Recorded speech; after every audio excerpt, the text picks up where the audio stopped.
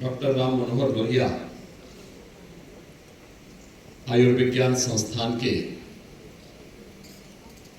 चतुर्थ वार्षिक स्थापना दिवस समारोह में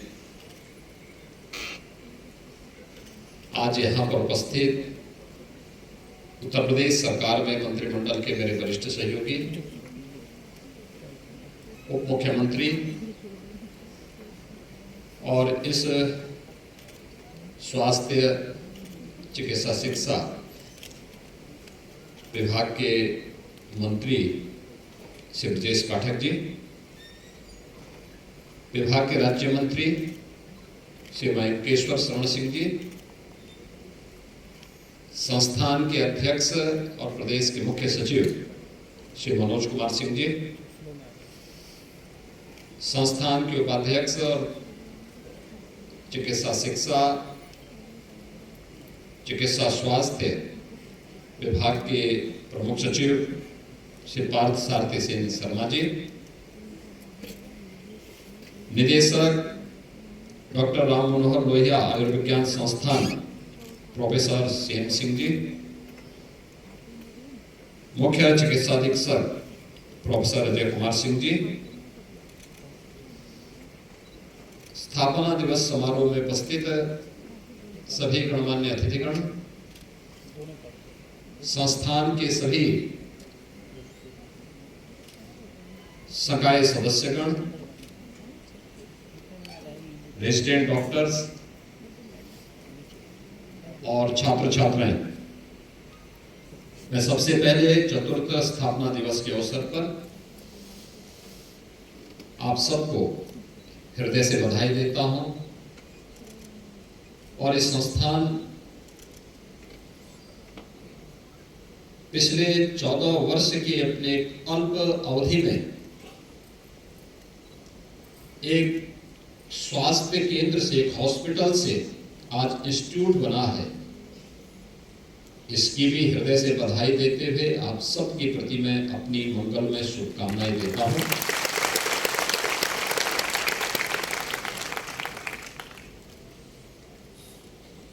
यही है जीवन के विकास के क्रम की यात्रा, जिसको हमारी ऋषि परंपरा ने संस्कृति कहा है। बीज का वृक्ष बन जाना यह संस्कृति है, बीज का सड़ करके नष्ट हो जाना यह है विकृति। लेकिन भारत की ऋषि परंपरा के अनुरूप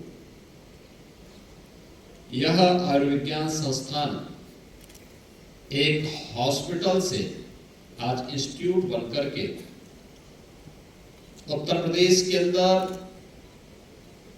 उत्तर भारत के अंदर चिकित्सा स्वास्थ्य का एक बेहतरीन केंद्र के रूप में उभर रहा है।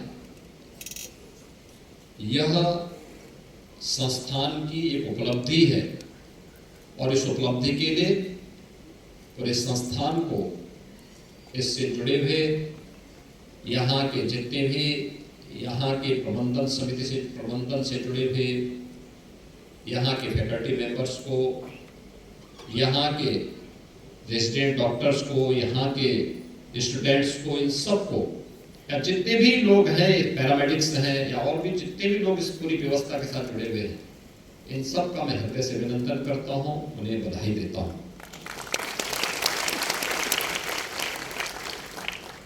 यही है जीवन की यात्रा।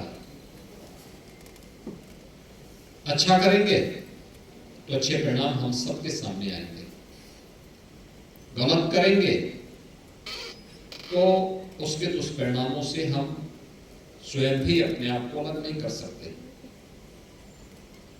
संस्थान बना देना भर मात्र से समस्या का समाधान नहीं होता। किन हाथों में है और कैसे उसको संचालन होना है।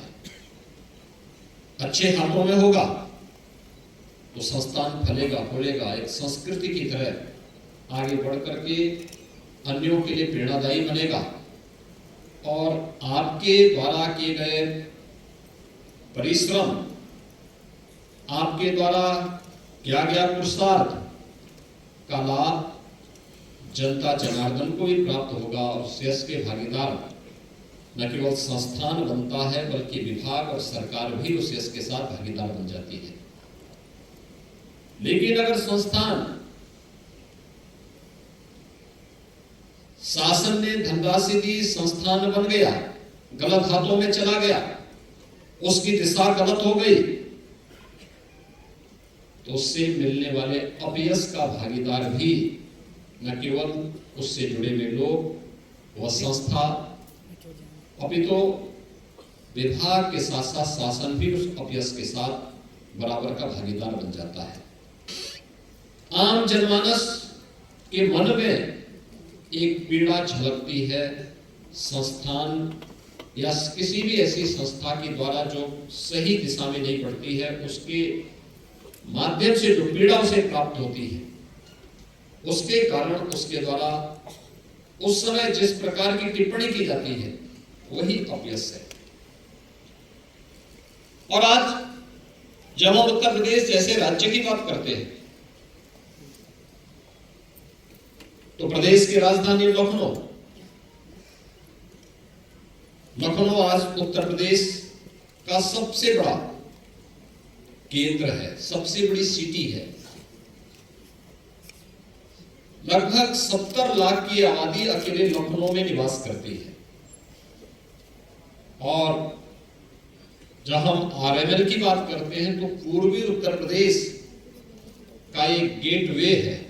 वहां की पूरी भीड़ पूर्वी उत्तर प्रदेश हो या पश्चिमोत्तर बिहार या नेपाल, यहां की एक बड़ी आबादी अपने स्वास्थ्य की सुविधा के लिए लखनऊ पर निर्भर करती है, लखनऊ में आती है। और लखनऊ में उनका सबसे पहले मुकाबला पड़ता है डॉक्टर राम मनोहर लोहिया आयुर्विज्ञान संस्थान से। वे संस्थान में आते हैं और इस संस्थान से जो सुविधा उन्हें प्राप्त होती है उस प्रकार की उनकी सकारात्मक या नकारात्मक टिप्पणी हम सबको सुनने को मिलती है। एक बड़ी आबादी उत्तर प्रदेश की 25 करोड़ की आबादी, जब कोई उत्तर प्रदेश की आबादी के बारे में सुनता है, दुनिया को कोई व्यक्ति मिलता है, कोई राजनयिक मिलता है, और जब उत्तर प्रदेश की आबादी के बारे में सुनता है तो वह स्वयं चौंक जाता है कि 25 करोड़ की आबादी का राज्य। तो फिर पूछता है कि क्या यह 25 करोड़ की आबादी का है राज्य या 25 लाख का? हम कहते हैं 25 लाख के, तो हमारे यहाँ बड़े बड़े जो नगर निकाय हैं उनकी आबादी 25 लाख है। 25 करोड़ की आबादी उत्तर प्रदेश की है तो वे चौंकते हैं इस आबादी को।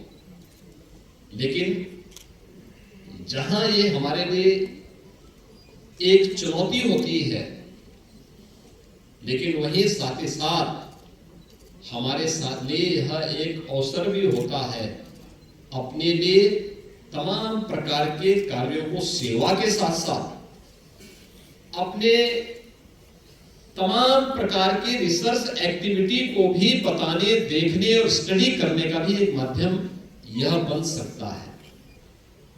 और मैं अक्सर देखता हूं, मैंने जब आपकी वार्षिक प्रतिवेदन को यहां पर संस्थान के डायरेक्टर के द्वारा प्रस्तुत किया जा रहा था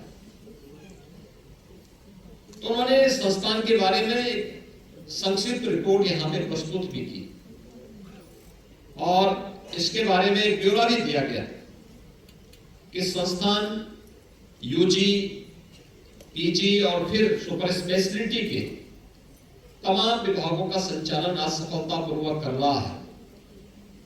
संस्थान एक छोटे से हॉस्पिटल से बढ़कर के आज 1300-1400 बेड्स का एक बड़े संस्थान के रूप में आज विकसित होकर के उस प्रकार की सुविधाएं दे रहा है।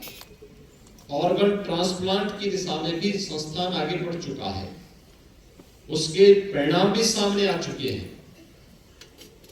ये सभी चीजें वे अपने प्रतिवेदन के साथ यहाँ भी प्रस्तुत कर रहे थे, अपनी वार्षिक रिपोर्ट में भी प्रस्तुत कर रहे थे कि संस्थान ने और क्या कुछ किया है और आगे की हमारी कार्य योजना क्या है। ये किसी भी संस्थान के द्वारा अपनी वार्षिक उस स्थापना दिवस के अवसर पर इस प्रकार का प्रतिवेदन देना स्वाभाविक भी होता है कि हम अपने को अपना आकलन स्वयं कर सके और भविष्य की कार्य योजना को फिर उसके लिए तैयार कर सके, भविष्य के लिए अपने आप को तैयार कर सके। और संस्थान ने उस कार्य योजना को यहाँ पर प्रस्तुत करते समय इन सब बातों को यहाँ पे उल्लेख भी किया कि हमें क्या क्या कुछ हमारे पास है, और उसी में ये भी आया था कि हमारे कितने स्टडी पेपर हैं, कितने पब्लिकेशंस हैं, कितने पेटेंट हमें प्राप्त हुए हैं। ये आज के दिन की सबसे बड़ी आवश्यकता है। आपके पास जो पेशेंट आता है, और पेशेंट आपने यहां पे लगभग 9 लाख पेशेंट ओपीडी में देखे, 50,000 से अधिक ऐसे थे जिनको आईपीडी में आपने यहां पर इंडोर फैसिलिटी उपलब्ध करवा करके उनका उपचार करके सफलतापूर्वक फिर उन्हें यहां से उपचारित करके उन्हें यहां से उनके घर की तरफ प्रस्थान कराया। वार्षिक प्रतिवेदन के साथ आप लोग यानी लाखों की संख्या में लोगों को यहाँ पे उपचार का लाभ दे रहे हैं। और मुझे लगता है अगर उसके डाटा भी हर एक डॉक्टर के द्वारा तैयार करके, सभी जितने भी यहाँ के फैकल्टी मेंबर्स हैं उनके द्वारा तैयार होकर के अगर उस पर भी स्टडी हो और फिर उसी स्टडी को आगे बढ़ा करके आप कार्य करेंगे तो मुझे लगता है बड़ा लाभ इसके माध्यम से न केवल आपको बल्कि आने वाले पेशेंट को भी प्राप्त होने वाला है। हमारी सबसे बड़ी समस्या क्या होती है? हम लोगों को स्वयं पे विश्वास नहीं होता, और अक्सर होता है कि हम लोग इन बातों से परेशान होते हैं कि आज दुनिया के अंदर क्या कुछ है उसकी तरफ भागते हैं, अपने स्तर पर नहीं। मैं अक्सर देखता हूं कि डॉक्टर के बारे में कहा जाता था जितना अनुभवी होगा उतना उसका लाभ मिलता है, और उसका लाभ अनावश्यक कभी नहीं होता, उसका अनुभव व्यवहारिक होता है। मैंने अक्सर इस चीज को देखा है। मेरे हाथ में एक समस्या आ गई थी, मैं परेशान था। मैंने एक संस्थान में जाके 2 वर्ष पहले ऑपरेशन कराया, फिर से वो समस्या खड़ी हो गई। मैं अचानक गत सप्ताह गोरखपुर गया था। एक डॉक्टर मुझसे मिलने के लिए आए। उन्होंने कहा आपके हाथ में पट्टी मुझे अच्छी नहीं लगती है, अगर आप थोड़ा सा मुझे बताएंगे तो मैं इसको देख लूं। वो बेचारा चुपचाप अपने जेब में एक इंजेक्शन भी लेके आया था। मैंने कहा देखो इंजेक्शन तो नहीं लगाऊंगा, आपको देखना है तो ऐसे देखो। और मैंने कहा मैंने बड़े बड़े डॉक्टर को दिखाए हैं, अब एक सामान्य डॉक्टर हैं। उसने कहा नहीं मैं क्यों देखूंगा, करूंगा वही जो आप बोलेंगे। उन्होंने कहा देखो ये कुछ भी नहीं है, ये कुछ भी नहीं है, बल्कि हमारे डिप्टी सीएम ब्रजेश पाठक जी एक दिन देख रहे तो उन्होंने दवाई, उन्होंने कहा इसमें पेन तो नहीं हो रहा है। मैंने कहा पेन तो नहीं हो रहा है। और उन्होंने कहा देखिए मैं अभी इसको ठीक करवा देता हूं। मैंने कहा मुझे बताओ कितना इसमें खर्चा लगेगा। देखिए मैंने उनसे पूछा, उन्होंने कहा खर्चा नहीं लगेगा, मैं उसके बाद आपके साथ एक सेल्फी लूंगा। देखिए उन्होंने एक बात कही, और आप आश्चर्य करेंगे, आपके लिए भी यह एक असंभव जैसी बात लग रही होगी, लेकिन उन्होंने आधे मिनट में उसको मेरा ठीक कर दिया। मेरा हाथ एकदम ठीक है, आधा मिनट में, आधा मिनट में उन्होंने मेरा हाथ सही किया और कहा कि देखिए कुछ नहीं है, ये अनावश्यक ऑपरेशन के चक्कर में आप पड़ते और फिर 6 महीने के बाद फिर आपको समस्या खड़ी करता। और मुझे लगता है ये अपने आप में यही स्टडी है, यही देखना। उन्होंने मुझे फिर इसके बाद और कहा, उन्होंने कहा देखिए अक्सर हम लोग एलोपैथ का उपचार करते हैं। मैं स्वयं एलोपैथ का डॉक्टर हूँ। उन्होंने कहा मुझे पूरा जीवन मैंने इस पे किया, अच्छे रिजल्ट भी दिए, लेकिन कभी कभी ट्रेडिशनल मेडिसिन पर भी हमें विश्वास करना चाहिए। उन्होंने कहा कुछ नहीं, यही कोई बीमारी नहीं होती है, इस पे अगर आपको मैं कहूँ तो एक आयुर्वेद की एक दवा है, अगर आप कुछ चीज समझेंगे तो इसको आप ले लेना, अन्यथा कोई आवश्यकता नहीं है। हम अक्सर अपने जीवन में इन बातों से गुजरते हैं, लेकिन हम उसको हल्केपन से ले लेते हैं, हल्केपन से ले लेते हैं। क्योंकि अक्सर होता है कि हम लोग ये मानते हैं कि चलिए ये चीजें सस्ती मिल रही हैं, सरलता के साथ मिल रही हैं, या फ्री में मिल रही हैं, तो चलो हम भी देख लेते हैं। और एक सामान्य व्यक्ति को इस सबकी बहुत जानकारी नहीं होती। वे दवा अनावश्यक लेना ये अच्छी बात थोड़ा है। बहुत सारे लोग रोग कुछ नहीं, लेकिन दवा खाई जा रहे हैं, खवाई जा रहे हैं। क्यों अनावश्यक उसको दवा दे रहे हैं? या जितनी उसकी आवश्यकता है उतनी ही आप दो, उससे ज्यादा क्यों दे रहे हैं? वे दवा है तो कहीं ना कहीं दावा तो करेगी ही करेगी। तो अगर आप रोग के उपचार के लिए उसका उपयोग करेंगे तो दुहाई देगी, नहीं तो दावा तो अपना करेगी, फिर साइड इफेक्ट उसके होंगे ही होंगे। और ये अक्सर कैसे होता है जानता मैं एक बार एक दूर दराज के गांव में गया था। मैं सांसद था गोरखपुर से,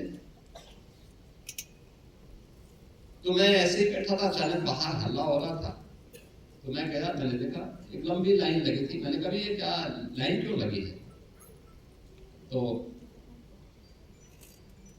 वहां पे मुझे बताया गया कि वहां एक वैन आके रुकी थी और वैन से दवा मिल रही थी। तो मैंने कहा ये दवा काहे की मिल रही थी? उसने कहा साहब ये लेप्रोसी के खिलाफ हमारा एक अभियान चल रहा है, उसमें दे दो। तो मैंने कहा कि सब लोग कुष्ठ रोगी हो गए क्या? कहा सब मांग रहे थे। हमने कहा ऐसे दे दोगे किसी को भी? और सबसे मैंने पूछा, मैंने कहा क्या तुम लोगों को कुष्ठ रोग हो गया क्या? क्यों तुम मांग रहे हो दवा, क्यों ले रहे हो? कहा साहब फ्री में मिल रही है। कौन सी बात है? बांटने वाला भी और लेने वाला भी, दोनों ने भी किया, फ्री में मिल रही है तो हम दिए जा रहे हैं। मुझे लगता है हमें इसकी कीमत को समझना पड़ेगा, जरूरतमंद को देना पड़ेगा, जरूरतमंद को देना पड़ेगा। और मुझे लगता है कि ये हमारी सबसे बड़ी चैलेंज है आज के दिन पे। जब हम केजीएमयू, आरएमएल या एसजीपीजीआई के पास आने वाली भीड़ को देखते हैं तो हमें मान के चलते हैं कि नीचे स्तर पर क्यों ये भीड़ केंद्रित नहीं हो पाती। ये संस्थान उतने ही लोग यहां पर आए, अनावश्यक भीड़ न हो, बल्कि उतने लोग यहां पर आए और शेष अन्य लोगों को हम नीचे स्तर पर, हमारे जो सिविल हॉस्पिटल हैं, डिस्ट्रिक्ट हॉस्पिटल हैं, या सीएससी हैं, पीएससी हैं, या पिछले 2-2.5 वर्ष के अंदर प्रदेश के अंदर टेलीमेडिसिन के अंदर भी बहुत अच्छे काम हुए। हर सप्ताह जिले की टीम किसी न किसी पीएससी के अंदर वहां के चिकित्सक जाकर के आरोग्य मेला का आयोजन कर रहे हैं और करोड़ों लोग उससे लाभान्वित हुए। क्या हम इसके विस्तार को आगे बढ़ा सकते हैं?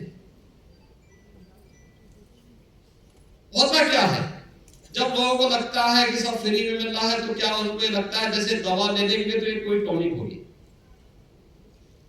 वो टॉनिक तो नहीं, लेकिन टॉन्सिल जरूर पैदा कर देगी। और ये चीजें अक्सर देखने को मिलता है।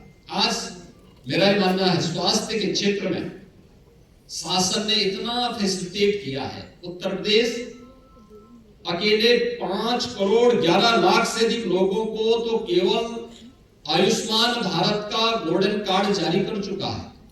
इतनी बड़ी आबादी, याद करिए कि इससे पहले इन लोगों को कोई सुविधा नहीं थी। अभी परसों ही यूनियन कैबिनेट ने 70 वर्ष के हर व्यक्ति को आयुष्मान भारत में 5 लाख रुपए की फ्री स्वास्थ्य सुविधा प्रतिवर्ष देने का निर्णय लिया है। कितनी बड़ी आबादी है कि आज से 5 वर्ष पहले, 7 वर्ष पहले क्या कोई ये कल्पना करता था? नहीं था, असंभव लगता था।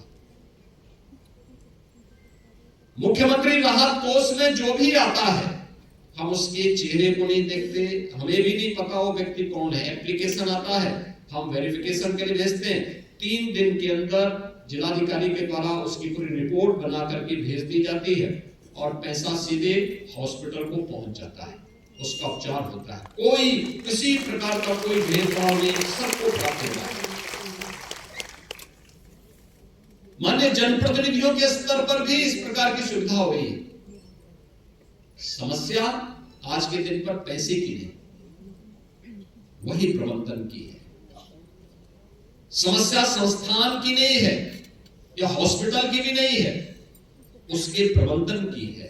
कैसे हम इनको आपस में डिस्ट्रीब्यूट करके एक दूसरे के साथ समन्वय करके टीम वर्क से हम रिजल्ट में उसको बदल दें। और ये रिजल्ट देने की स्थिति हम सब की अगर होती है तो बेहतर परिणाम आ सकते हैं, बेहतरीन परिणाम आ सकते हैं। इस बेहतरीन परिणाम की दिशा में हमें कार्य करना होगा, उस दिशा में आगे बढ़ना होगा। यहां पे आपके द्वारा दिए जाने वाली सुविधा और हमारे जो चिकित्सक हैं, चाहे वो फैकल्टी मेंबर्स होंगे यानी सीनियर जितने भी प्राध्यापक गण होंगे, रेजिडेंट डॉक्टर्स होंगे, इनका पेशेंट और पेशेंट के अटेंडेंट के साथ व्यवहार बहुत मायने रखता है। एक डॉक्टर अनुभवी होने के साथ साथ उस फील्ड का विशेषज्ञ होने के साथ साथ उसका उतना ही संवेदनशील होना भी आवश्यक होता है।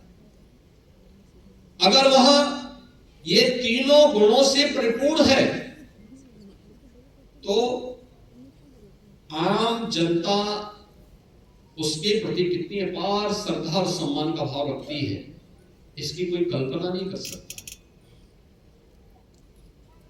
लोग उसके प्रति था सम्मान का भाव रखते हैं और उस सम्मान के लिए हम लोगों को अपने आप को तैयार करना है। दूसरा, अब ये हॉस्पिटल ही नहीं, अब तो ये इंस्टीट्यूट बन चुका है। अभी भी हमें देखना होगा एक एक पेशेंट के बारे में, उसकी प्रकृति के बारे में, उसके लक्षणों के बारे में, बीमारी के उपचार के लिए किस किस चरण में आपको क्या कुछ करना पड़ा है, ये सारे लक्षण बता देंगे, सारी चीजें आपको बता देंगे। यह आवश्यक नहीं कि एक ही दवा एक व्यक्ति पर, सभी लोगों पर एक पर अगर वह अनुकूल हुई तो सभी पे हो जाएगी, ऐसा संभव नहीं। उसकी प्रकृति पे भी निर्भर करता है, देश काल और परिस्थिति भी उसको प्रभावित करती है। लेकिन क्या इस पर कोई कॉम्प्रिहेंसिव स्टडी हम लोगों के द्वारा कभी की जाती है? हम करते हैं? नहीं हो पाता। और मुझे लगता है संस्थान बनने के बाद हमें अनिवार्य रूप से हर एक फैकल्टी मेंबर के लिए अनिवार्य करना चाहिए कि वह अपने प्रत्येक पेशेंट के प्रत्येक उसको लेकर के दे, हर महीने एक स्टडी पेपर लिखे, लिखने की आदत डालें, फिर देखें उसमें रिजल्ट क्या है और फिर नेशनल और इंटरनेशनल जर्नल में उनके आर्टिकल छपे। फिर इस पर रिसर्च की गतिविधि को आगे बढ़ाने की आवश्यकता है, रिसर्च एंड डेवलपमेंट के कार्यक्रम को आगे बढ़ाने की आवश्यकता है और फिर अपने पेटेंट की दिशा में आगे बढ़ने की आवश्यकता है। मुझे लगता है संस्थान तब प्रगति करते हुए दिखाई देगा और लोगों के विश्वास का प्रतीक बनेगा। उस प्रतिस्पर्धा के लिए हमें आज अपने आप को तैयार करना है। दूसरा, अवेयरनेस का, पेशेंट में भी अवेयरनेस का भाव, जो मैंने कहा ना कि उतने लोग एक की दवा के लिए, बीमारी नहीं लेकिन दवा के लिए फ्री में मिल रही इसलिए लेने के लिए चले गए।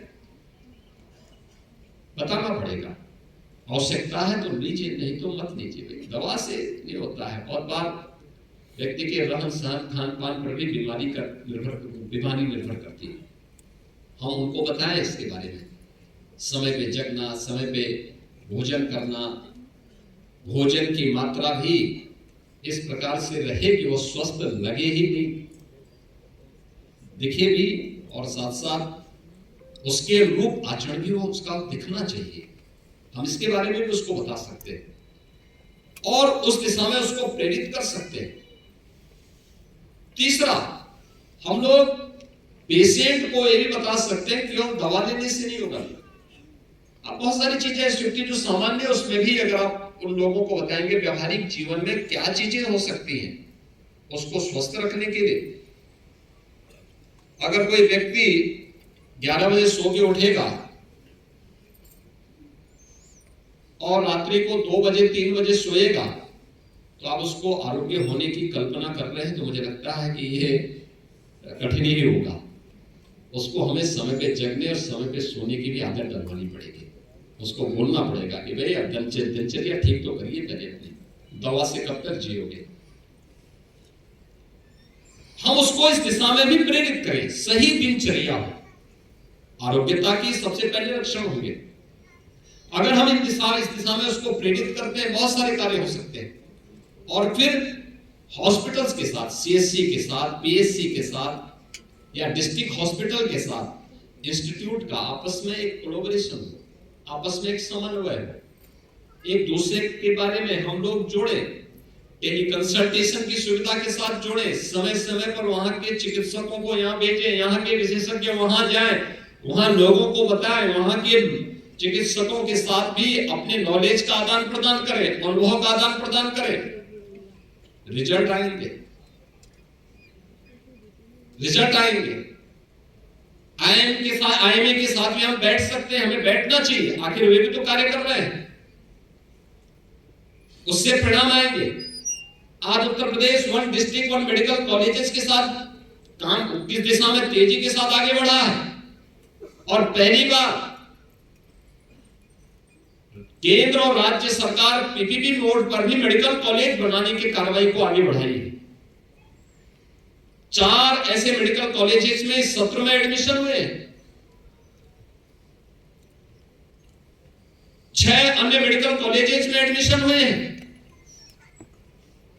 आने वाले समय में मान के चलिए कि आने वाले समय में अगले 5-7 वर्षों के अंदर डॉक्टर की कमी नहीं रहेगी। प्रधानमंत्री मोदी जी का जो विजन है उसके अनुरूप आज हम 1 डिस्ट्रिक्ट 1 मेडिकल कॉलेज की तरफ तो बढ़ ही चुके हैं, लेकिन पर्याप्त मात्रा में चिकित्सक मिलेंगे, पीएससी के भी मिलेंगे, सीएससी के लिए मिलेंगे।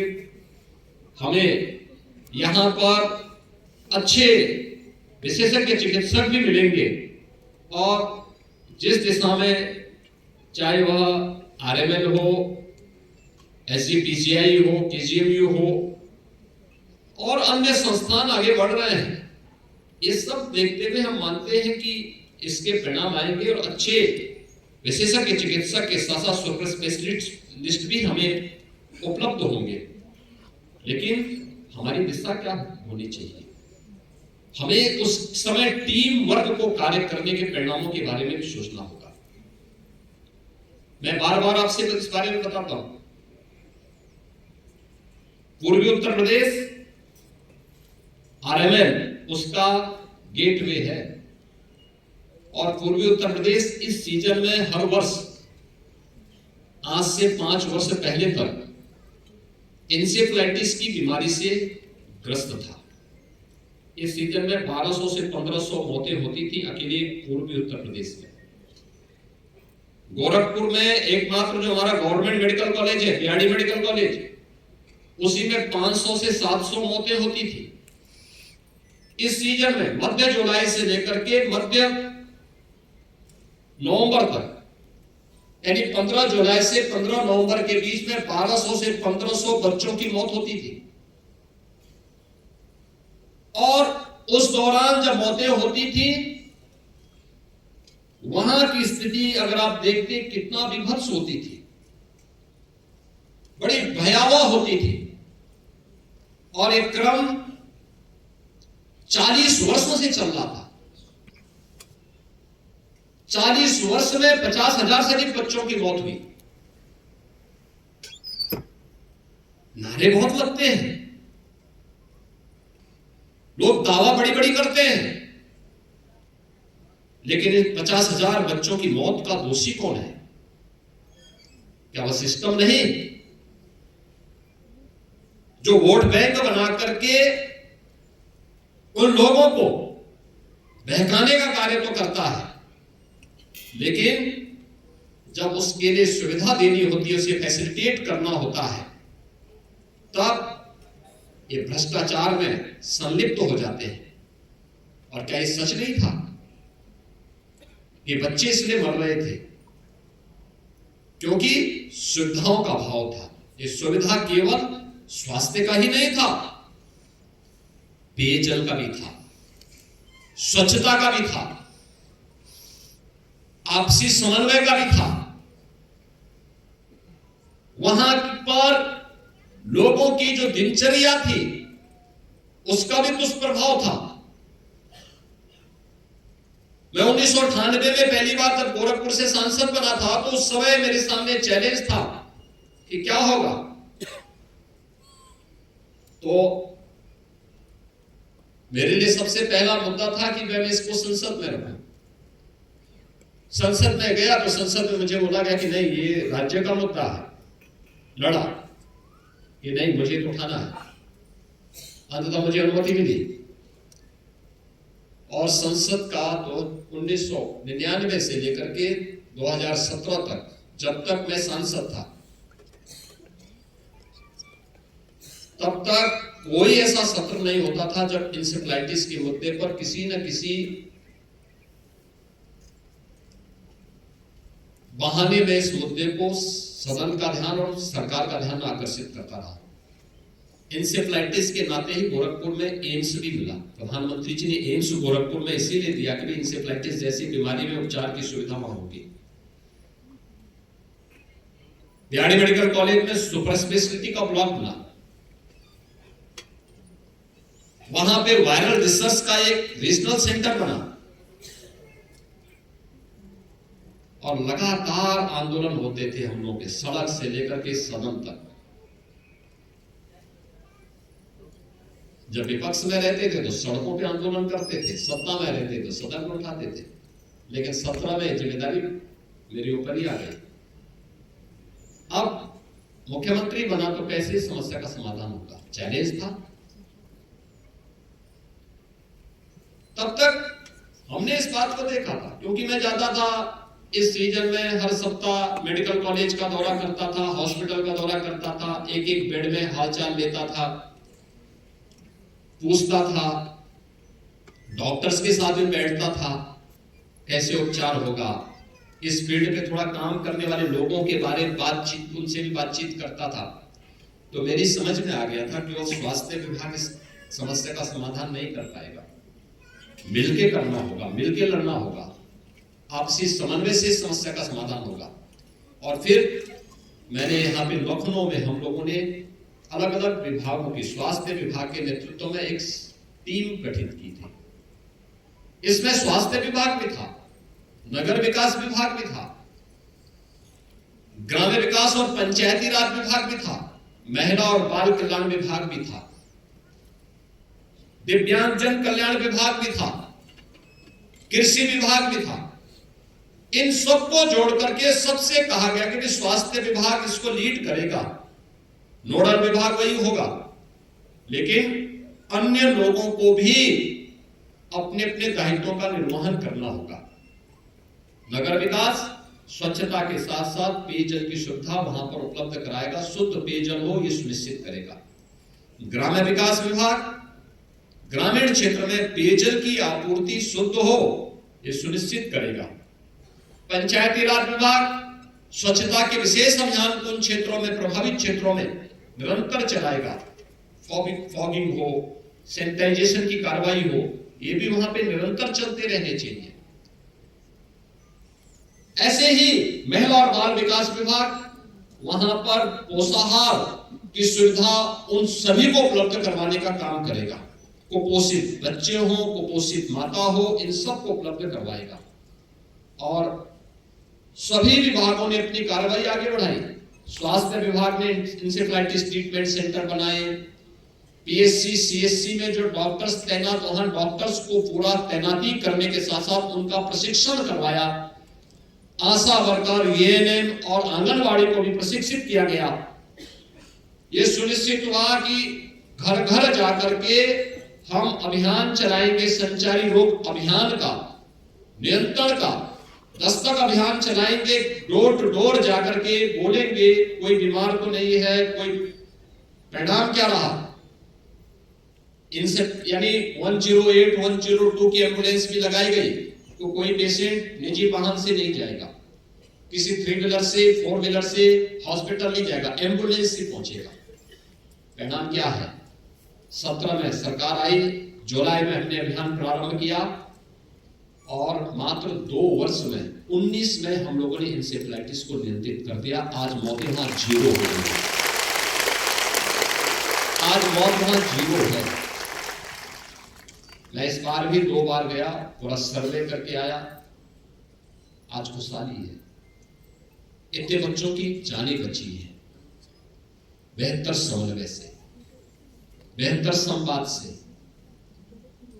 आखिर ये जो बच्चे हैं, ये किसी जाति, मत और मजहब से नहीं, ये हमारे राज्य और हमारे देश की एक धरोहर है।